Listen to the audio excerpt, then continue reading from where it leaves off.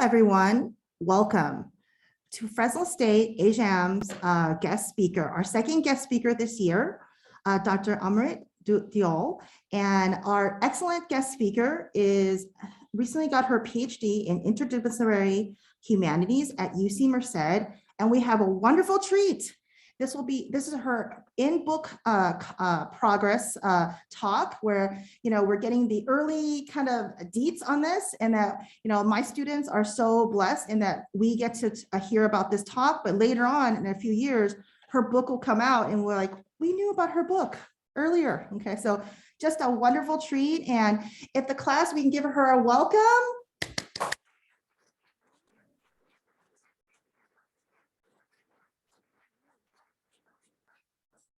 Dr. Adult, I'm going to take myself out. If you could take it over and welcome.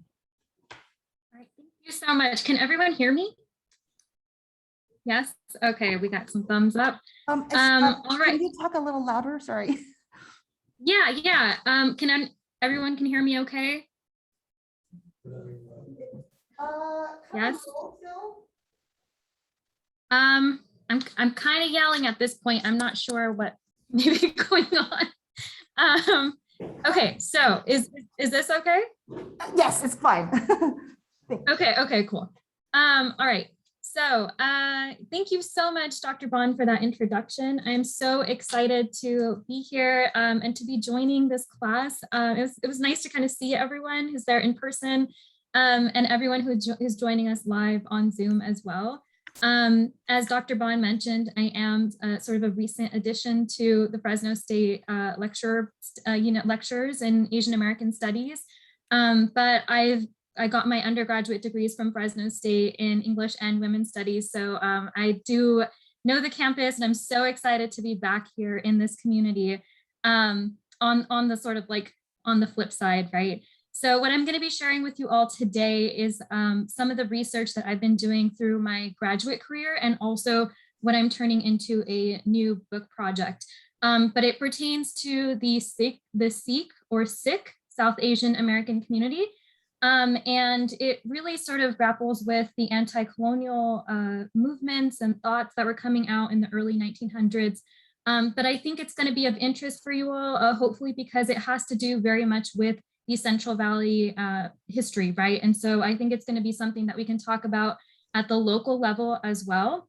So thank you so much for joining me. And I'm just gonna start here, hopefully. Okay, yes. So I want to begin by giving sort of an overview of South Asian immigration, because I feel like it's not something that maybe we're all familiar with. But South Asian immigration to the U.S., it began in the late 1800s, right? And so we've seen South Asians arriving to the shores of Vancouver, primarily in the first place, but then slowly start to sort of settle into the U.S. And the relationship, to provide you context of what we're going to be talking about, the relationship between South Asia and the US and Canada is really important because we have the British involved, right? And so if you're not familiar, India or South Asia in general was under the rule of the British or the British Raj.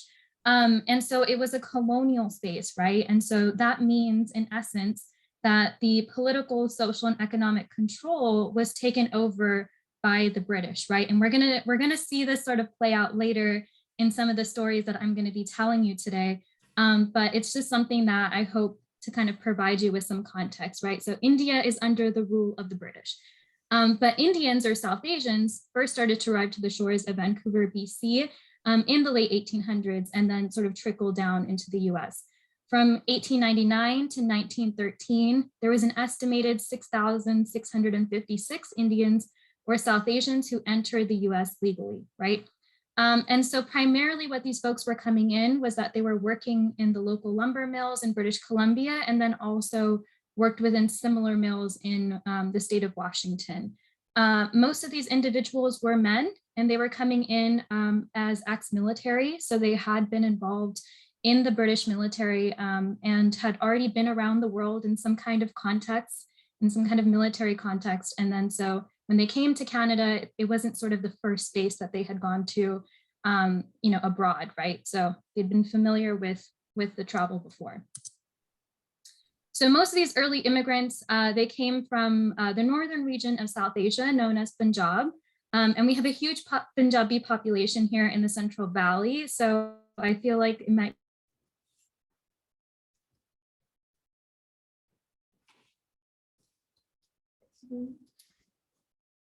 Uh-oh. Sort of. Were Sikh Punjabi, and they belonged to a small peasant families, which were also sort of known as the Jat caste families. In terms of Indian immigration, we start to see slowly that after folks are coming into Canada and then also the US, that there starts to sort of arise this anti-Asian sentiment, and specifically in anti-South Asian sentiment as well. So early Indians were often called Hindu, spelled two different ways, despite them primarily being Sikh. And Hindu in this case was used as an ethno-religious category to identify all Indians. So regardless of whether it was their religion or identity or not, Hindu was a category that was ascribed to folks just to kind of say that, you know, they're from South Asia, right? So this anti-Indian sentiment rose quite quickly after the immigration, and it kind of blew up in the 1907 anti-Oriental riots that happened in Vancouver, BC, and also in Bellingham, Washington. And so in both of these spaces, rising from sort of labor tensions that they're coming in and taking our jobs, or that we don't want foreigners in our countries, we see this huge riot break out in both of these spaces along the border. And nearly all Indians were run out of Bellingham, and they relocated to Seattle or Oregon to find safety and employment. So another sort of instance in which these anti-Asian sentiments sort of play out is in the Kamogata Maru instance, and that happens in Canada. And so we're not here to really talk about too much of the Canadian Indian experience, but I just wanted to give an example that Punjabis aboard the Kamogata Maru came aboard the Kamogata Maru in 1914. And this was, again, primarily laborers, and they were coming in on this ship hoping to kind of find employment in Canada, but it unfortunately played out in the wrong way when Canadian government and the public sort of had this standoff and an immigration debate of whether these folks should or should not be allowed to land, right, along the shores. And so what it ended up being is a standoff, and this boat was then sent back to South Asia, which resulted in a massacre in South Asia itself once it landed there. And so it's a really interesting point in immigration history and in South Asian immigration history to North America. But I think it sort of gives us a clear message of what it was like to be South Asian, what it was like to be Sikh in this moment, right? So what sort of these tensions kind of lead to is folks moving to different regions when they're hoping to kind of find some place that's safe, that they can work and they can sort of live their lives there, right? And not have all this sort of spewing racial violence happening in where they're trying to kind of like start some sort of life, right? And so Indians that begin migrating to Oregon, and they start working on the Pacific and Eastern Railway, right? And so similar to Chinese immigrants, these Indian and South Asian immigrants also began living in what the media at the time termed as Hindu towns. And so they sort of started to band together and hoped that they can kind of find safety in numbers, and they can talk to each other about their racial and economic and social experiences here in North America. And they really kind of were trying to make a home and a space for themselves within these communities, right? And so what we have early on happening here in the early 1900s is kind of that creation of community in the diaspora, right? And this group was motivated by the fact that they don't necessarily have government representation in their home country because it's taken over by the British, and also here in these foreign countries like Canada and the US as well, that when they complained that they were facing racial violence and discrimination, no one was really doing anything about it. And so they started to rely on each other to find that support.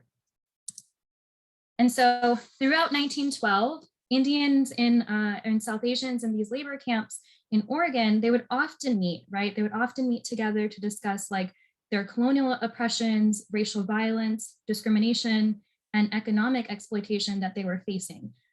They were having these discussions to kind of ease those tensions for each other, to provide economic support to each other. So if there was a new immigrant that came in who had no connections, they would take them into these camps and provide them with like what they needed to start up. Or if someone had experienced racial violence elsewhere, they could kind of move into the camps and find some sense of safety, right? And so they served a tremendous purpose for this community. And eventually it started to get more and more organized, and the group started to call itself the Pacific Coast Hindi Association, or the PCHA. And so it's getting more organized because the concerns that they're finding and are obviously working within a pattern, right? And they're starting to pick out that these concerns, these oppressions that they're facing have to do with larger systems, and primarily have to do with them being imperial citizens, right? That they're being colonial subjects. And that is really the root cause of why they're experiencing all of these exploitations. So in the early summer of 1913, the group leader, Sohan Singh Bakrna, invited Sanskrit professor Amrit Deol to Astoria, Oregon, to discuss a plan to organize a revolution against the British Raj. So again, you have to realize that these immigrants were meeting with each other, and they were seeing that they were missing out, and they were dealing with so much, and the root cause of this was the British control on India. Because why would they have to come to foreign countries and face these oppressions if their home country represented them, right? And so in May of 1913, the group formed what is known as the Ghadar Party. It's a revolutionary organization that would work towards ridding not only India, but the entire world of imperialism. And this sort of becomes their goal, right? And so Bakrna is made the president, and Amrit Deol is made the editor of the Ghadar Press. So by 1914, the movement's up and running, and the headquarters of the movement shift to California because a lot of the laborers found work in the fields of the Central Valley. So here, right? So this is where the story leads, that now we're in the Central Valley. And again, the movement that's happening in this community has to do with the racial violence that they're facing once they start settling into a place. So the riots that they had kind of dealt with in Washington trickle down, and they also experience riots in Oregon as well. And they're forced to kind of leave their camps and move further down into California, right? And here they established the first Sikh temple in Stockton, California, where they would hold many of their Ghadar meetings. And here's a picture here of the gurdwara in 1912. And the gurdwara becomes a very important site for this Ghadar movement, right? Because not only is it a space of worship, but it's also a space where they can come in and build more community and organize this very critical movement that they're dealing with, right? And so what's really interesting here is that even the actual building of the gurdwara, it's really taking advantage of the American right to the freedom of religion, right? So this is a group that, though they're laborers, they're quite educated in politics, and they're really picking up on what they can and can't do, and how they can sort of build political and take advantage of those political rights that they have here in the US that they may not have in South Asia, right? And so they built this space in order to not only, of course, worship, but also to meet together and organize this revolution sort of undisturbed and without being surveyed by the British, right? But of course, this space, again, because it is a gurdwara, it's open to folks from every religion. So there would also be Muslim and Hindu members who would come here as well. And initially they started having these meetings, and it wasn't disturbed at all by the British. But the British do start to kind of pick up and hear word that there's an organization that's meeting in the Central Valley, and they're anti-British, and they're trying to fight off imperialism, and there's a revolution stewing right here.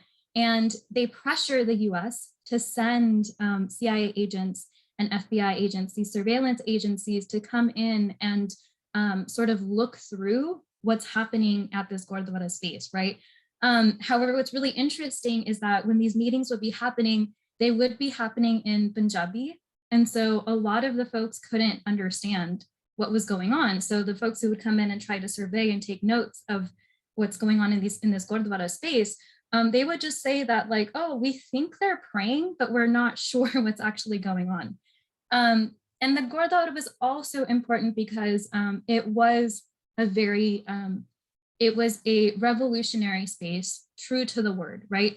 And so there were South Asian students who were studying at UC Berkeley, who were like chem students, or and they would come in and teach this organization how to, how to create a militant movement. And they would teach them how to build bombs within the basement of this gurdwara as well. So it was in true essence, a revolutionary space, and it still exists today. So if you drive through Stockton, I highly recommend that you stop through. It's been made into a museum now, and it holds all of these materials from the movement itself. So along with the Ghadar party, right, the Ghadar press was also established in 1913. And so what the purpose of the Ghadar press was to get a printing press and to print out all of the ideas that this movement would have. It would publish the political manifestos, the poetry, the prose that would depict the revolutionary goals of this movement. And they would sort of distribute these materials all throughout the world, primarily to places where sort of British colonial subjects were living, right? And they were laboring in a sense. So these materials would be sent to, of course, all throughout the US, along the West Coast, into Canada, into Mexico City. It would be sent to the Philippines, in the Middle East. So like Afghanistan, in Turkey, in Europe, in Ireland, and in like Egypt. So all across the world, basically, wherever there was sort of this stewing of anti-imperialism, right? So they started to kind of print out these materials and distribute them all around the world. And the press itself was located in another headquarters office in San Francisco. And from there, the material would be sent off. But what's really critical here is that the languages in which this printing would happen, right? So of course it would be in English because some of the readers only read English, right? And some of it would be in Urdu, which was quite popular at the time. But a lot of it would also be in very native and indigenous languages like Punjabi, right? Which was not really allowed to be published in South Asia itself because it was seen as a language that was sort of surveyed and repressed by the British because they feared it would contain, revolutionary words and all and such.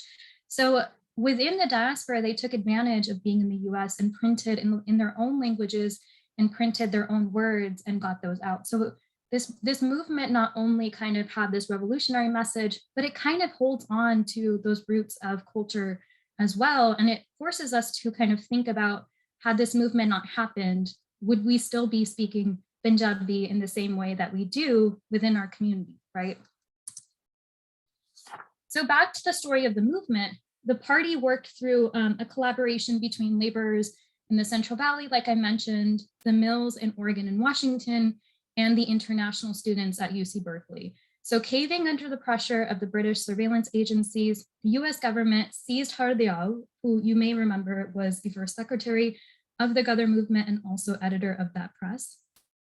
And he was seized as a key leader in revolutionary activity and was accused of anarchist leanings and of being an undesirable alien. And you can kind of think that the British had a big say in this, and they wanted this sort of revolutionary discourse to end, and they were pressuring the US government to kind of find a way to deport these individuals and send them back to South Asia so they could be tried in British courts, right? And so the US is kind of scrambling to find a reason and to find something that these folks have done wrong in order to send them off, right? And so fearing arrest, they all fled for Europe, and Ram Chandra, who was another individual in the movement, takes place as editor of the press. Bakhna, who was the president and co-founder, continued to organize meetings in major labor centers, including Seattle, Astoria, Sacramento, Stockton, Fresno, Oxnard, and Los Angeles. So what they're organizing in this moment is a mutiny, right? So the objective is not to kind of just print the materials, send them out, and talk about revolution, but it's to actually have a revolution, right? And take advantage of these like broad spaces that folks are in to organize that and have a militant movement ready to go. So some of the key leaders within this organizing was Ghadar Singh Sarabha, who was an early member of the Ghadar Party. And at the time, he was a chemistry student at UC Berkeley, but he was also a key middleman between laborers and the students, right? And so he came from a farming background, he came from a sort of poor family, and he can connect with not only the elite students at the university, but he could also connect with laborers working in the Central Valley and kind of get them on board as well. And so he wrote a lot of the Punjabi poetry that was sort of being published in the Ghadar press, right? Because he thought that it would be the best way to kind of get more membership, but also connect to the culture of these individuals and laborers. Another key organizer was Gulab Kaur, who was a member in the Ghadar movement based in the Philippines. And so, like I mentioned, the Ghadar movement kind of expanded all throughout the globe, and it had branches in so many different spaces, and such a space was the Philippines. And she was a very important and interesting figure who sort of secretly went to the Philippines with her husband, hid on a boat, hid on a ship, and wanted to be a laborer, right? And so her and her husband got to the Philippines, were working, but got sort of caught up in the Ghadar movement. And she used to guard the Ghadar press with like arms and stuff. And she would also be one of the folks who would distribute the materials. And during this period, the objective for a lot of these laborers was to kind of land in the US because you would get higher pay for your labor. And the Philippines was sort of this stopping space in order to get to the US. And when her and her husband got the opportunity to finally come to the US, her husband said, okay, well, let's leave Ghadar behind and go to the US and work and make more money. And she just left him. And she said, I'm not going to go with you. I'm fully committed to this revolution and to this cause. And I'm just going to stick with it. And she did. And she ended up serving 2 years in the Lahore jail for distributing arms and for spreading seditious material. So in 1913, what they're doing is they're spreading these materials, and the materials have a very clear message that they want to sort of start a war, right? And so in the first issue that came out in 1913 of the Ghadar Press, and one of the Ghadar pieces of literature, there was a publication called the Elan-e-Jung, or the Declaration of War. And it said, today there begins in foreign lands, but in our country's language, a war against the British Raj. What is our name? Ghadar, or mutiny. Where will Ghadar break out? In India. The time will soon come when rifles and blood will take the place of pen and ink, right? And so while they're making these publications, the ultimate goal is to be able to actually partake in an in-person revolutionary cause, right? And so the organizing is happening all along the West Coast. In 1914, the new recruits and leaders planned to return to India for an armed revolution. And at this point in 1914, they have thousands of members who sign up to go back to India.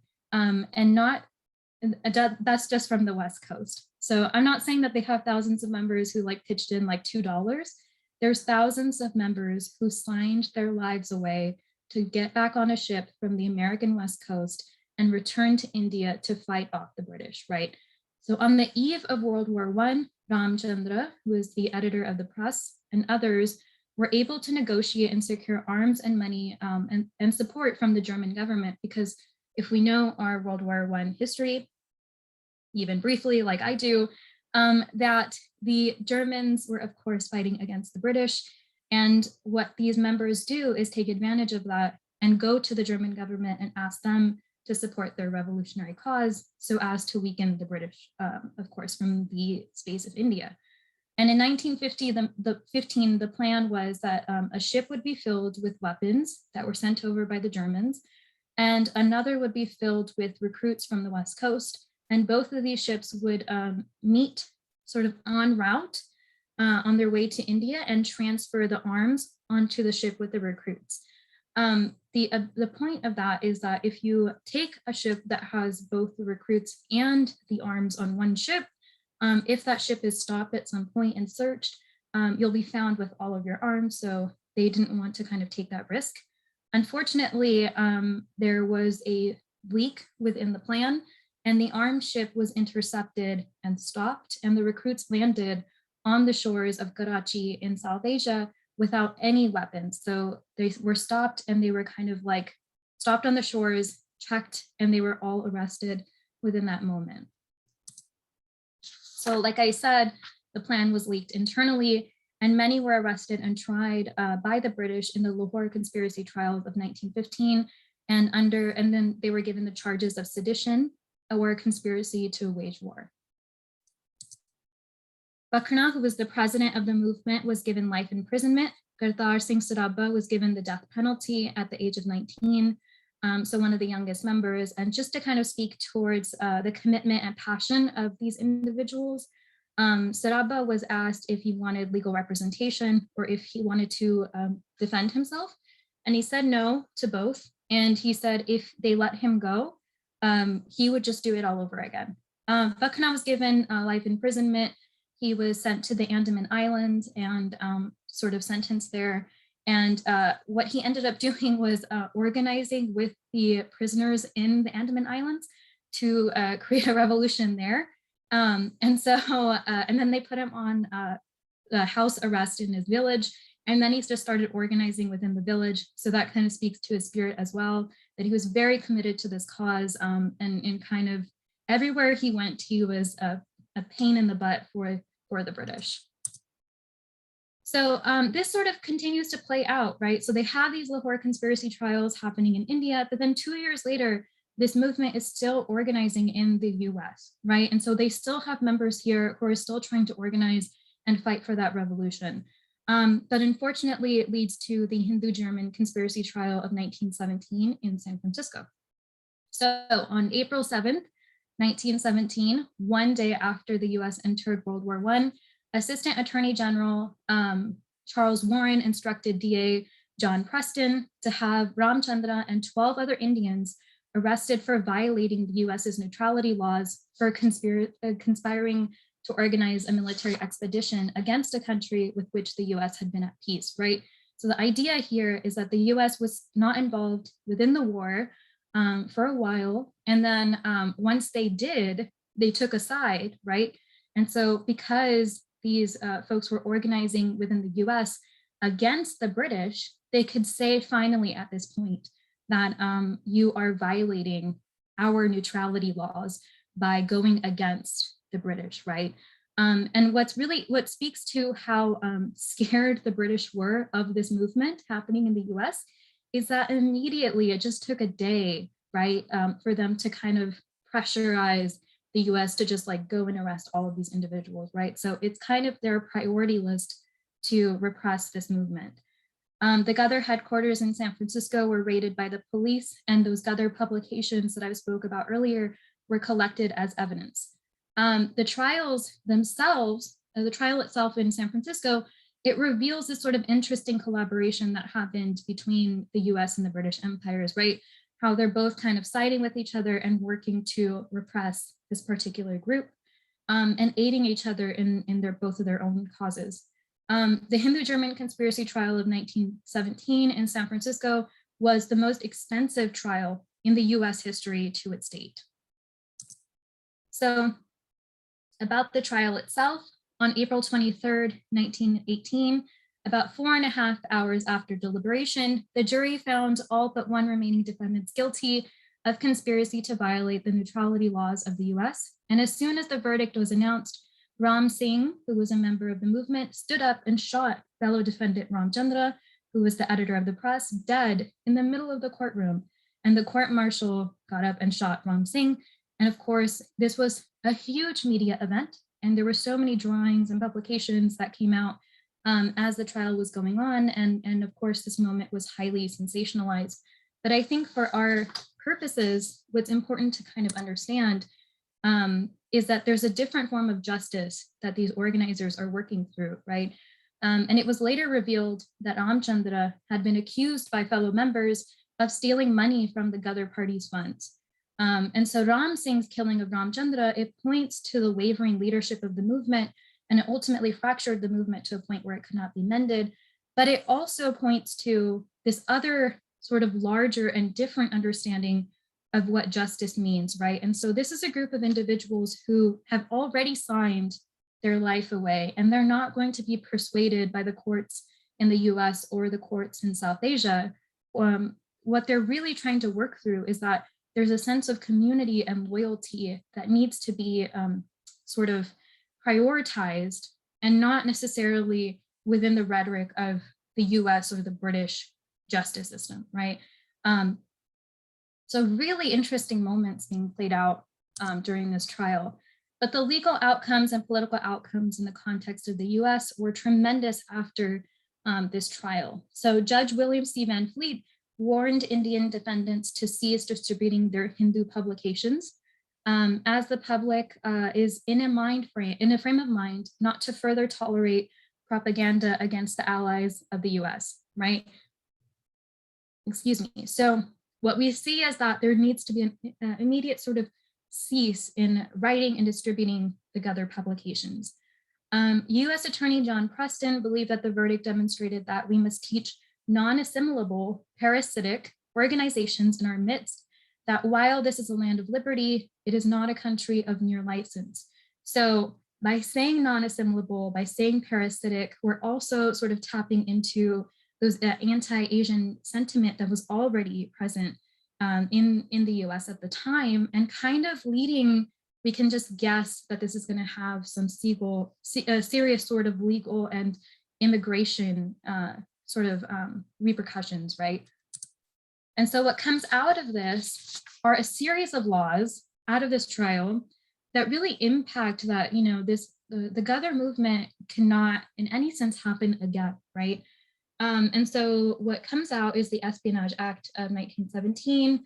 And this act was created to punish acts of interference with foreign relations. What also happens is the Sedition Act of 1918. And this act also, in the same rhetoric, it forbade, the use of like disloyal or profane language against the United States, its flag or armed forces, which is interesting because Ghadar never did that. Also, we have the Immigration Act of 1917, also known as the Asiatic Bar Zone Act, and excluded immigration from Asia and the Pacific Zone and issued literacy tests on its immigrants. And finally, we have the Immigration Act of 1918, and this act both excluded and expelled immigrants deemed as anarchist by practice or association.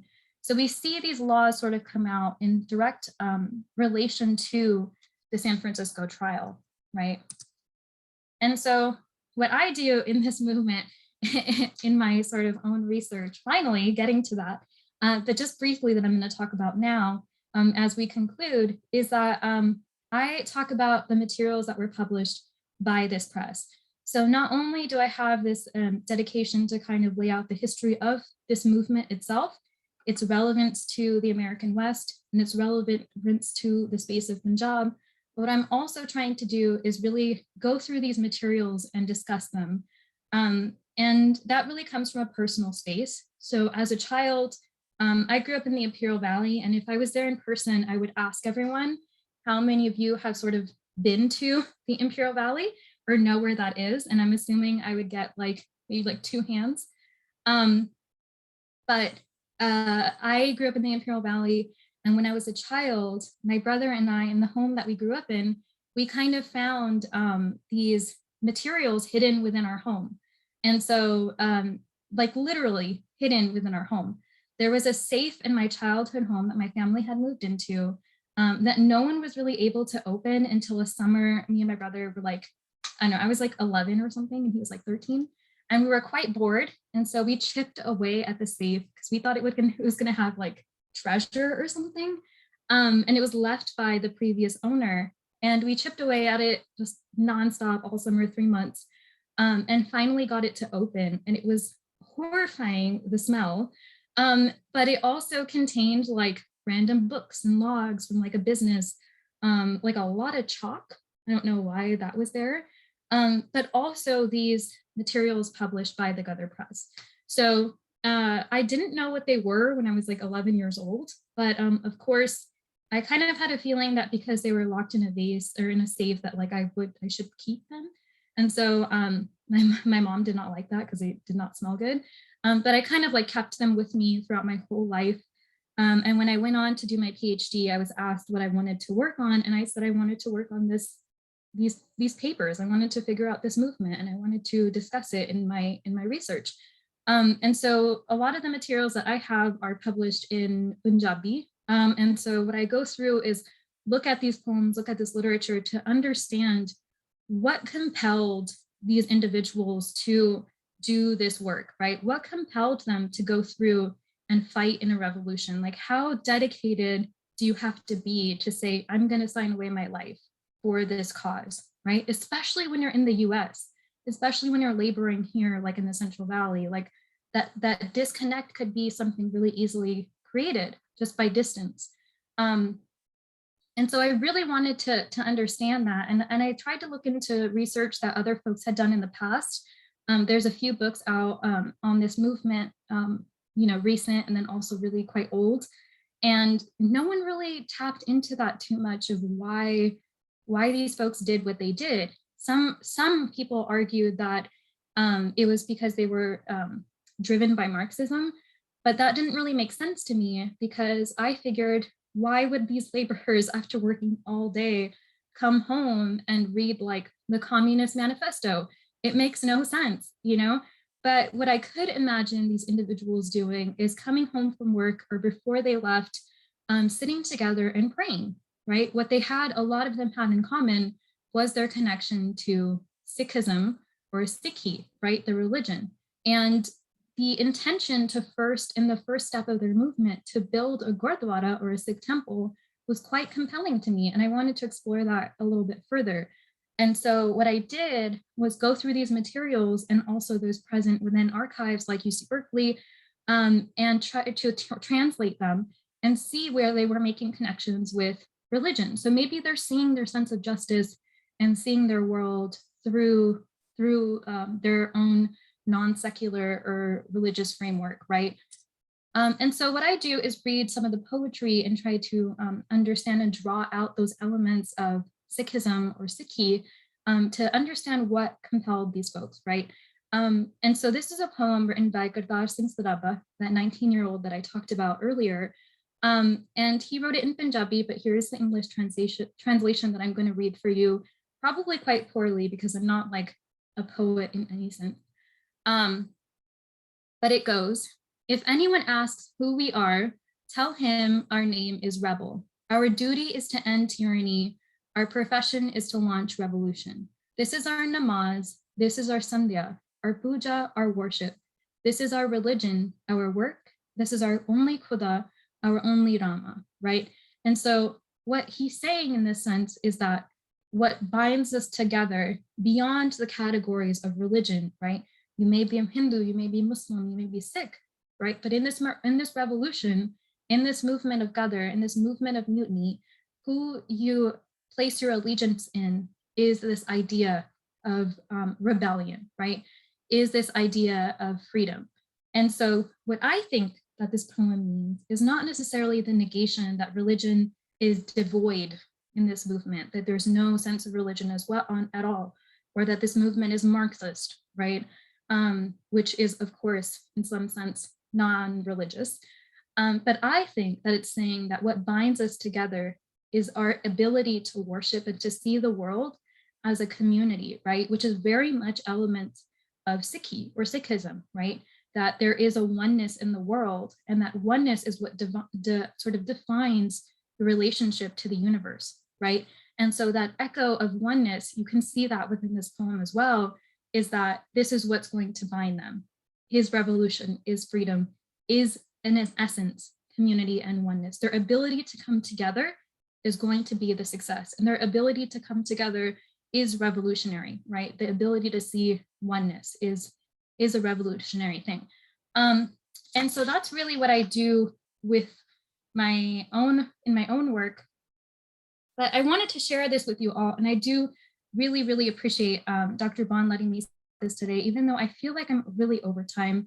I really do appreciate that because I wanted to share these multiple stories of anti-colonial movements here in the American West, but also my own journey as an academic and how it's sort of drawn from this, because I found this revolution within my home, right?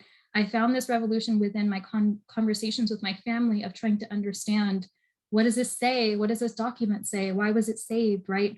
And so it's really my way of sharing that you can also jump into research that comes from your community, that comes from your home, that comes from an instance when you were 11 years old, right?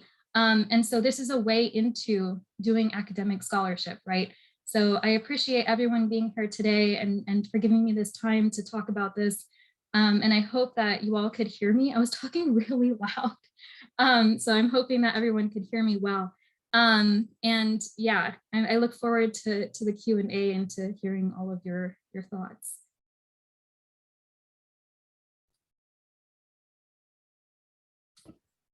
Wonderful, everyone. Let's give her a hand. Thank you.